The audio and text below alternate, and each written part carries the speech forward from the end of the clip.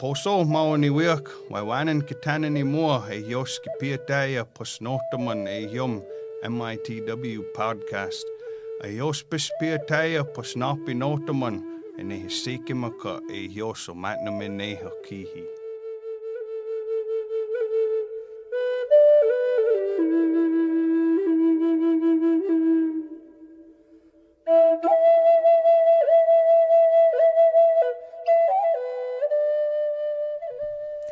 Welcome to the Menominee Indian Tribe of Wisconsin podcast. I'm your host, Sheena Wampus. On this episode, I am joined by guest Vaughn Bowles, Public Information Officer for the Menominee Indian Tribe of Wisconsin. I would like to remind people that we request you send in your COVID-19 related questions to us at podcast@mitw.org. Welcome, Vaughn. Hey, thanks for having me back, Sheena. So, we have Thanksgiving coming up this next week, and I was wondering if you could go over CDC recommendations for Thanksgiving plans. Yeah, CDC has issued recommendations this week. One of the things that they talk about that's most important is obviously travel. One of the things they're really recommending people be cognizant of is the amount of people they're around 14 days before Thanksgiving and also afterwards. Contact tracing has been kind of a challenge, both locally and nationally. And so they want people to make sure that if they are around people that are outside of their immediate household, they know who they've been around, especially if they are traveling with public transportation, buses, trains, planes. They recommend if you are taking any of those forms of transportation, if you can, distance yourself 6 feet away from those that are in your household. Plan beforehand, know if there are any types of travel restrictions to the locations you want to go to, and wear a mask obviously, but most importantly, wash your hands frequently and use hand sanitizer after touching any sort of common or public objects. That way you're significantly less likely to touch your face, mouth, eyes, and put any sort of virus into your system. With gatherings specifically, they recommend gathering outside. Don't share food if possible. Bring your own food and utensils and plates that are either disposable or that you can take care of yourself. As far as gatherings, they also encourage virtual gatherings because obviously it's hard to cough or sneeze on someone if through a screen. So it's significantly safer than getting together in person. I know it's a little bit of a downer, but it helps to ensure that those you love, those you're friends with, and those you want to spend time with, don't get your germs, and you don't get theirs. So it helps to ensure that you could celebrate with them next year. Other activities, I know a lot of people love Black Friday. My aunts, they were big sock shoppers on Black Friday because I don't know why, but it was always socks on Black Friday. But this year they recommend doing a lot more online and virtual shopping, obviously, too, for the same sort of reasons. Far less crowds, far less possibility to become contaminated with germs. Other than that, spend time with those you love, but, try to maintain distance and stay safe. With the shopping thing, too, I've seen that a lot of companies seem to be adapting to the fact that people probably don't want to go in person this year, so there's a lot more online deals. Yeah, I've seen noticed personally. That too. So Vaughn, it seems like every single day I watch the news, they're saying there's a new record of cases in the U.S. Can you put into perspective where we are with the number of cases with previous waves that we've had of the virus?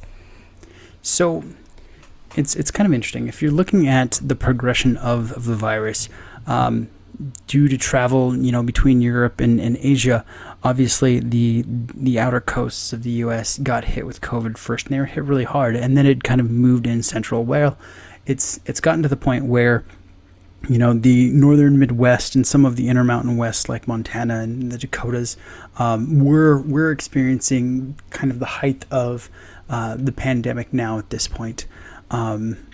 Hopefully it begins to even back out and we see fewer and fewer cases. And there's definitely a potential for that with several of the vaccines nearly ready for distribution at this point. But right now we are experiencing some of the highest cases in the country, and so it's not like we should be kind of carefree about the whole thing.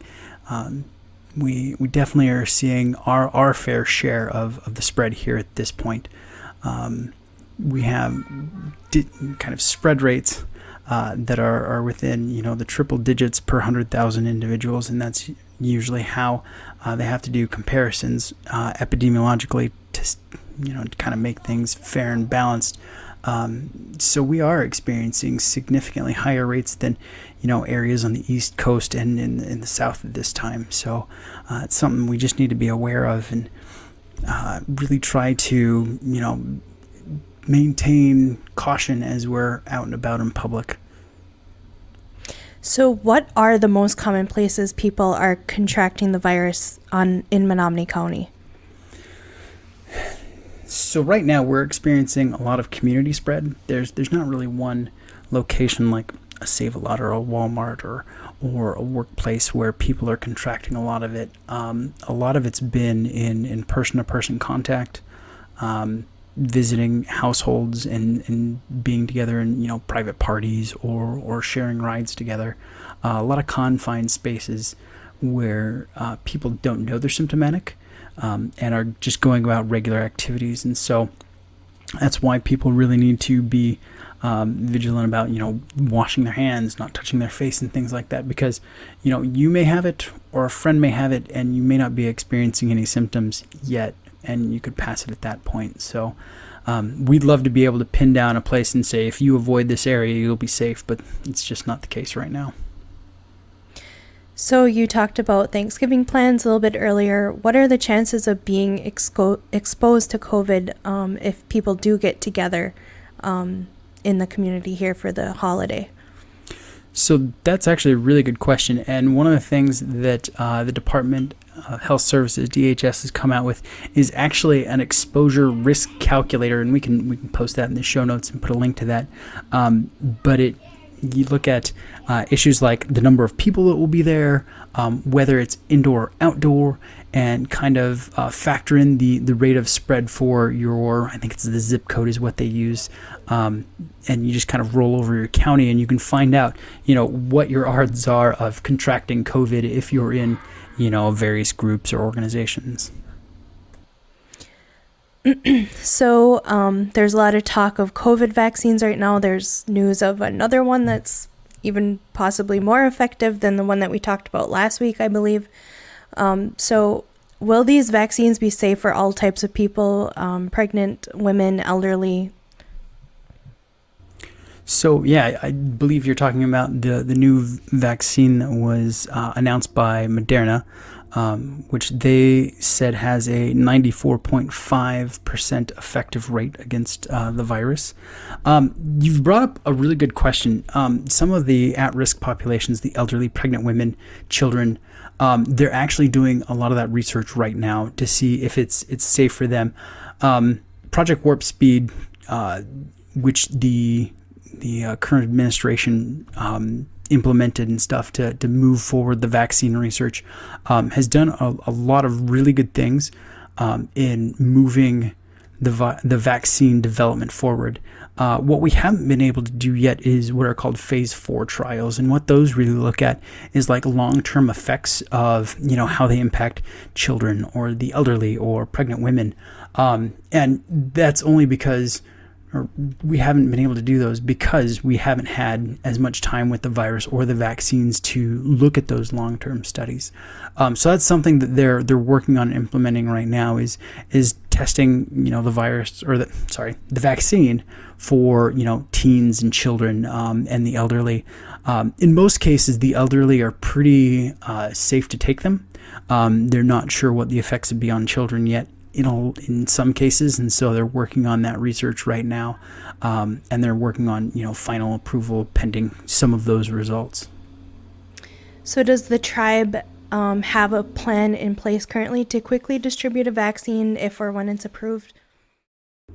Yeah, Incident Command has been in contact with Menominee County and state representatives, and we're working on our distribution plan right now. So we got a couple of listener submitted emails. One was regarding cat's claw. Can you speak about that? So I was looking up cat's claw a little bit. I know that the use and consumption of cat's claw isn't FDA approved, so we can't endorse it. However, they were talking about using it in like a soup or a tea.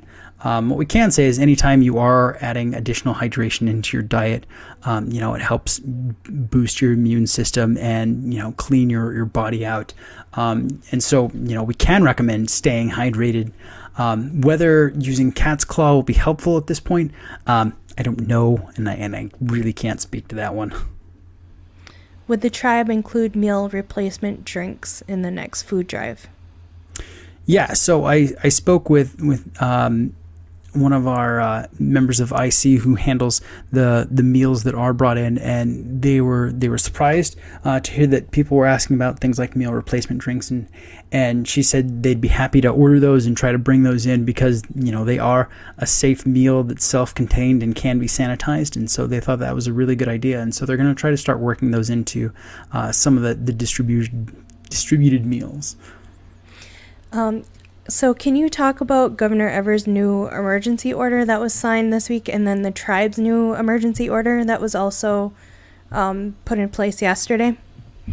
Yeah, so Governor Evers, continued the mask mandate, has asked that people not congregate and stuff over the holiday weekend.